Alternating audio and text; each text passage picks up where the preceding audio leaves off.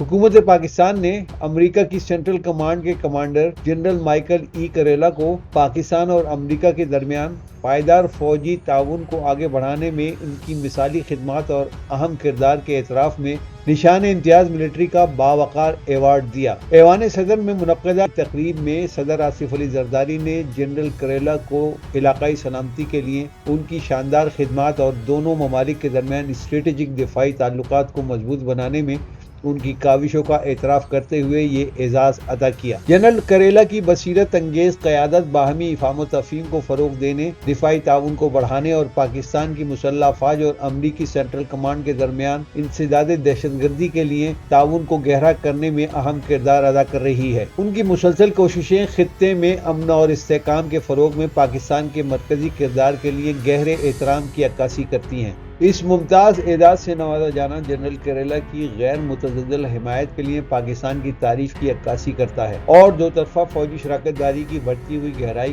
کی تصدیق کرتا ہے۔ اپنے دورے کے دوران جنرل کریلا نے پاکستان کے صدر اور chief of army staff field marshal Syed Asif Munir سمیت سینئر پاکستانی سول اور فوجی قیادت سے تفصیلی ملاقاتیں کی۔ بات چیت میں علاقائی سلامتی، ملٹری ٹو ملٹری تعاون، دہشت گردی اور ابھرتے ہوئے بین الاقوامی خطرات سے نمٹنے کے لیے مشترکہ کوششوں پر گفتگو ہوئی۔